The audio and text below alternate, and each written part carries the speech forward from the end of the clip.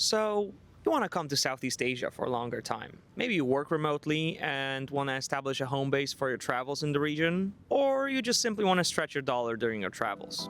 So you go on the internet and you look for the best places in Southeast Asia to spend a couple of months in. You look through some lists and notice that Da Nang comes up quite a lot, so you decide to do some research. I spent over a month in Da Nang, so I'm here to provide you with some perspective that might help you influence your decision. First up, let's start with some general information. What is Da Nang and where is it? Da Nang is a city in central Vietnam. It's about 1 million inhabitants and it sits right on a long stretch of the beach. It's a very popular place with expats and other long-term travelers due to a couple of things. It's quite cheap, it sits right on the coast with a beautiful long beach. There's an abundance of restaurants, both Vietnamese and Western, as well as coffee shops and co-working spaces. There's plenty to do in and around the city. And lastly, there's easy access to multiple modes of transportation for easy travel. Now let's get into some detail. First up, accommodation. Da Nang is extremely popular with foreigners, but it doesn't necessarily mean that it's too crowded. In fact, there's plenty of accommodation to go around, ranging from hotel rooms to apartments. For example, the place I'm staying at costs about 5.5 million Vietnamese dong per month, and that's with laundry and cleaning included. It's a small studio with a kitchenette and access to a pool. In general, depending on what you're looking for, you'll probably find accommodation in the range of $250 to $500 US per month. For locations, you'll probably want to stay closer to the beach around this area. Here's a map to help you out. Number 2, food and coffee. I'll keep it short, as this is not a food recommendation video. Prices are going to vary pretty wildly according to your preferences. Vietnamese cuisine will be the cheapest, obviously, with something like a banh mi starting at 15,000 dong, going up to maybe 40 in some nice sit-down place, and other dishes ranging from 25,000 dong to 50 per serving. As far as Western food is concerned, Da Nang has plenty of that, catering to all sorts of palates. Obviously, you're going to pay more for Western cuisine, usually starting around 100,000 dong per person and going up to about 300,000. Soft drinks and water are usually pretty cheap in restaurants, ranging somewhere from 15 to 25,000. While a can of local beer will usually run you about 30 to 35. The price of alcohol will vary wildly depending on the establishment. I've seen beers cost 35 and 85,000 for the same beer, just in a different restaurant. As for coffee, there's a ton of places ranging from specialty coffee shops to more local places offering drinks like salt coffee, egg coffee, and condensed milk coffee. Prices will generally vary from something like 15,000 for a small black coffee in a local establishment to 50 to 70,000 dong for a cappuccino or Western style coffee, even more if you're visiting one of the beachfront establishments. Number 3, transportation. Most of the expat and tourist oriented area of Da Nang is pretty walkable. It's actually very easy to get around as the city is long and thin due to being situated between the beach and the river. If you don't want to walk, there's always Grab, where you can order a car or a scooter. Cars are going to be more expensive, but most short rides will usually run you less than 100,000 dong per ride. You can also rent a scooter if you want to. In fact, if you're staying here for a longer time, I would recommend to default to the scooter as your mode of transportation. Scooters are pretty cheap around here, with basic models costing about 2 million dong per month. That's plus fuel, obviously, but it's pretty cheap. 100 kilometers will run you something like 60, 80,000, depending on the scooter you choose, obviously. If you use it a lot, it will probably work out to be cheaper than Grab, and it also allows you for way more flexibility in your travels. Fair warning, driving in Vietnam is an adventure and it certainly takes some time getting used to. Lastly, there's always public transportation. I put it last because while not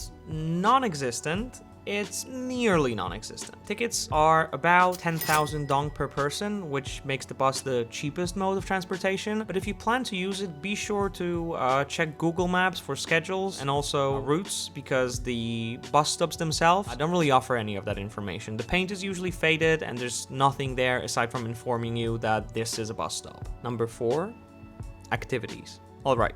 Moving on to the fun stuff. There's plenty of things to do in and around Da Nang. Starting with the most popular tourist attractions, you can visit temples in the Marble Mountains and the Son Tra Peninsula, usually referred to as Monkey Mountain. There's also the famous Bana Hills theme park, complete with the supposedly longest cable car in the world. There's also the neighboring city of Hoi An, located about 30 minutes away by scooter. It's a much more historic place with interesting architecture and also a ton of activities like boat rides along the river, pottery making classes, lantern making, and plenty of shopping. If you want to keep active during your stay, you can get surfing lessons in Da Nang. There's plenty of gyms and also hiking in the Sontra Peninsula where you can go and meet some monkeys. That's where the name comes from. Or simply take long walks by the beach. If you're feeling up for it, you can also take a drive to the nearby Hai Van Pass. It's a moderately difficult drive, but the views more than make up for it. I did it with a week's worth of scooter experience and it was pretty fine. Number 5, budget. Alright.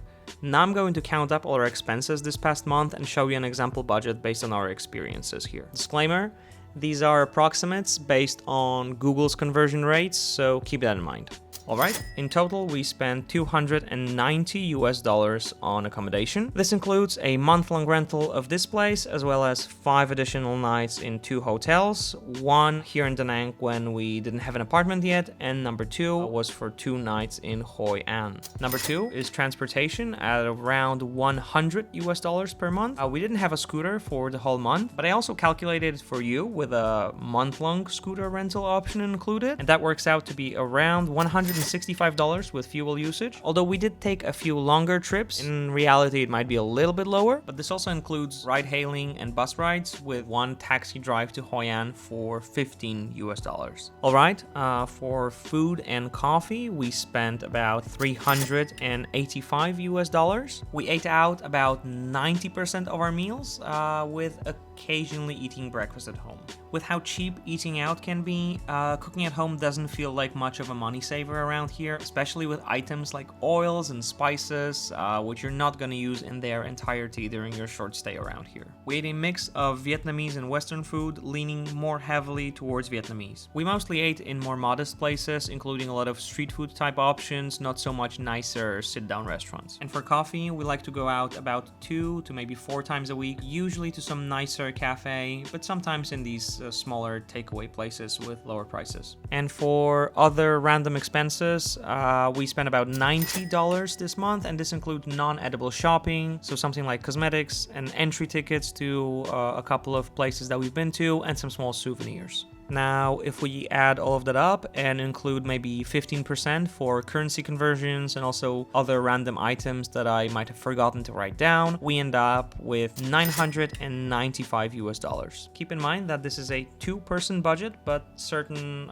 costs are not going to change much, like accommodation or maybe scooter rental, as they're not really a per person type of cost. Is $1,000 for 2 people a tight budget? Certainly. This is not a sightseeing heavy budget, jam-packed with activities every single day. This is more of a living-oriented budget with some tourism and sightseeing thrown in, but we were not living in any dirty accommodation or starving ourselves or anything like that. Chances are, if you're planning to travel long-term, that you will need periods of lower spending to balance your budget, or maybe periods to cool off and work a little bit, and Da Nang is the perfect place for that. It offers you enough to keep you occupied in your spare time, while also simultaneously it's not so jam-packed with cool stuff that you feel like you're missing out any day you spend chilling or maybe working. There's plenty of food options, both Western and local, and also a lot of cafes and co-working spaces if you don't feel like sitting in your hotel room the whole day. Overall, it offers a great balance of price and value.